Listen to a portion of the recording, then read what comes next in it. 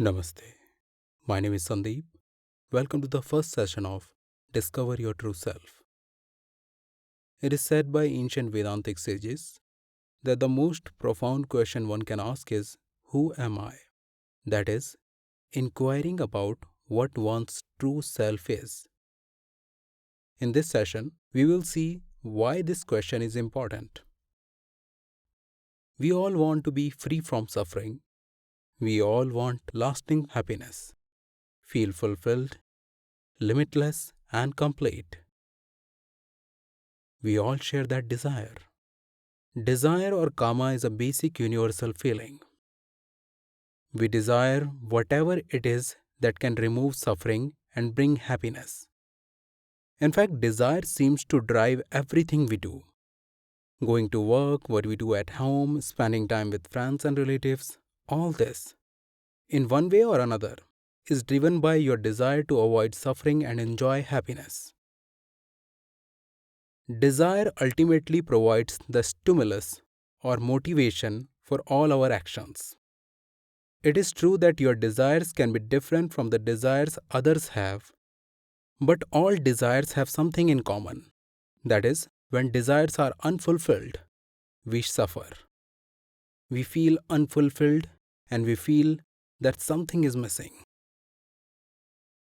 By fulfilling our desires, we seek fullness, completeness, and contentment. But fulfilling desires, is it the source of happiness? Let's examine this.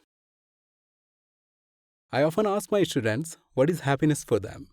Some say hanging out with my partner, friend, or relative. Some say having ice cream. Some say a nice vacation, etc.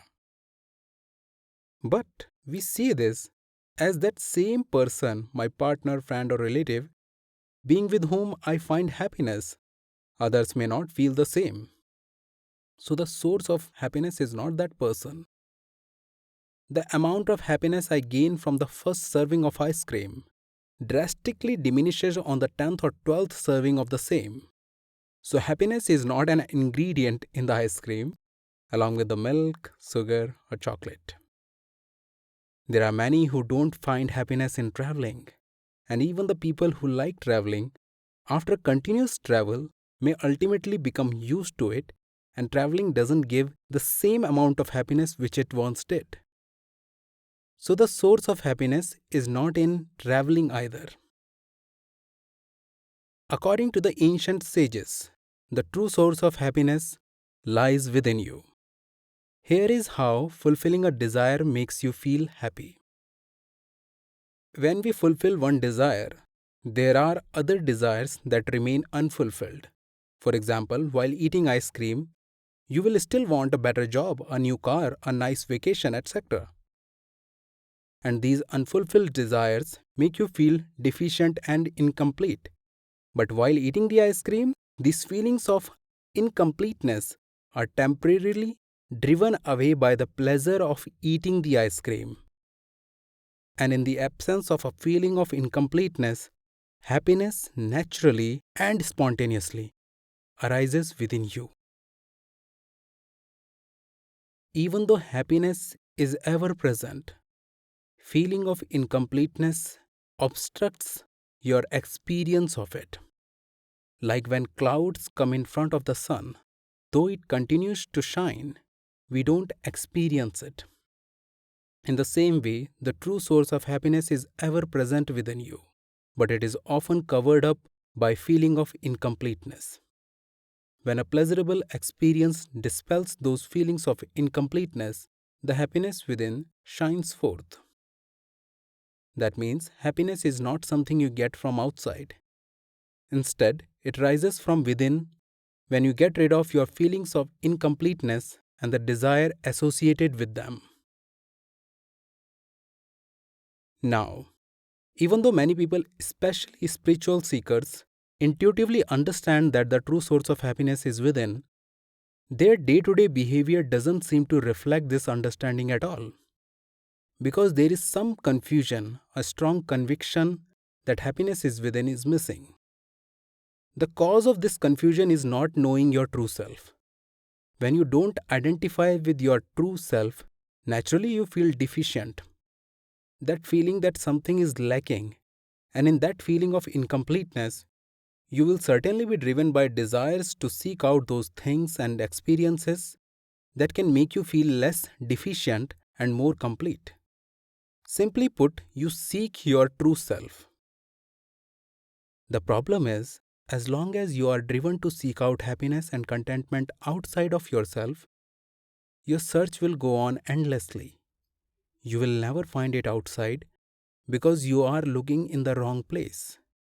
Wrong identification leads to a life of endless seeking. Of course, sometimes we find moments of happiness, but they never culminate in perfect peace and uninterrupted contentment. Vedantic sages discovered that the real or essence of who you are is always unaffected. They call this real you, Atman or self.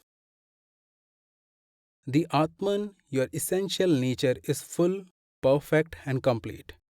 It is the true source of happiness. But then, if inner reality is me myself, how can it remain unknown?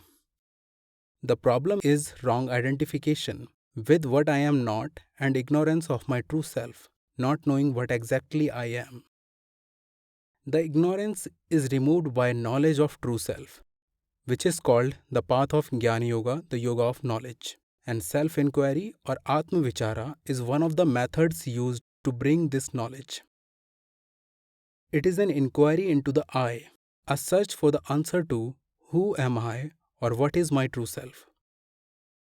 This will lead us to our true self, not only on the conceptual level, but we will be led step by step to personally discover or better recognize the true self, which is fullness, completeness, and the source of lasting happiness.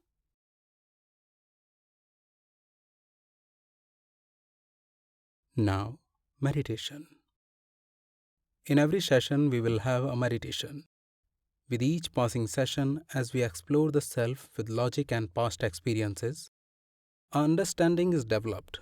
These meditations will help us to stay with what we have understood to be true, to make it our living reality in our day-to-day interactions.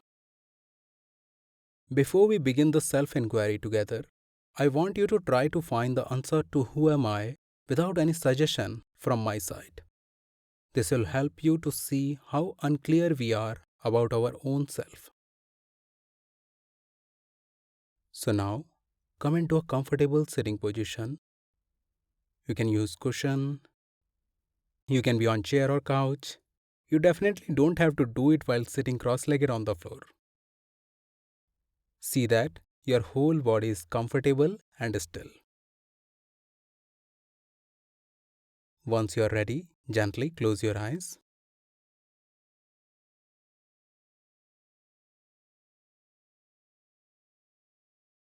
Keeping the eyes closed, become aware of the right leg, the whole right leg. Observe all the sensations there.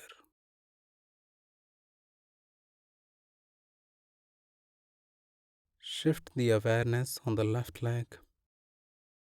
Make sure it is comfortable. Observe how the leg feels.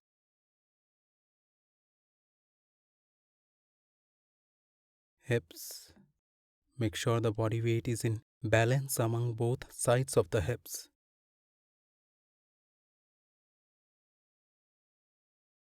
Be aware of the torso. Make sure the back is in an upright position without any contraction, stiffness, or tension there. The abdomen is relaxed. Let go of any regulation or control there.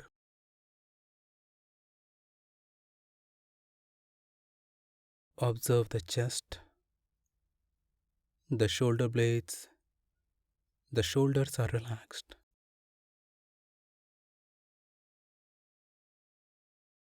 The right arm, it is soft. Feel the whole length of right arm and right side of the shoulder.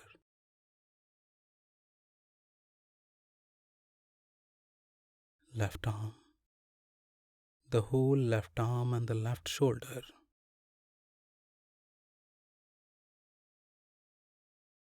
Become aware of the whole head and neck.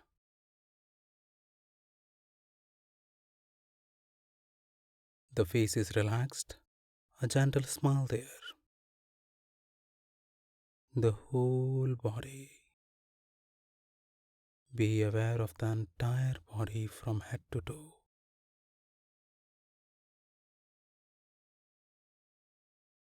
The whole body. Body is completely still and immobile.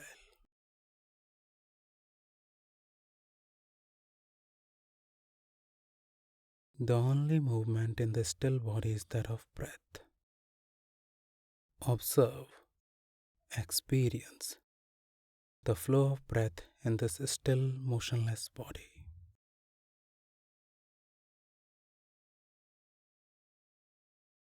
Try to follow the path of breath as it comes in the body and as it goes out of the body.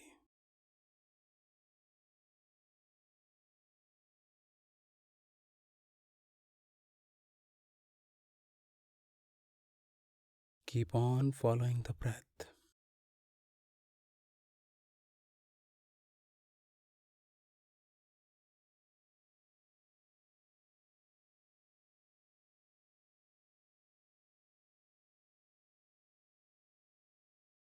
Now, let go the awareness of breath. Start inquiring, who am I? Ask yourself, what is me?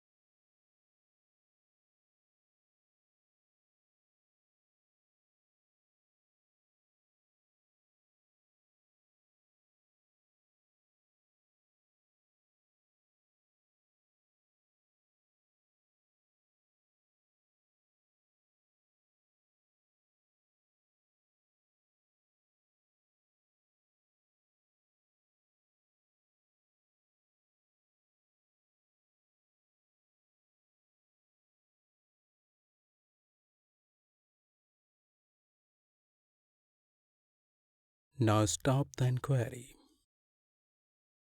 Again become aware of the breath.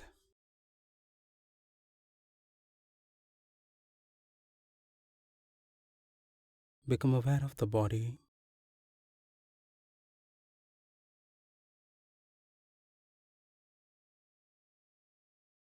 Totally externalize the awareness. And in your own time, slowly open your eyes. Namaste.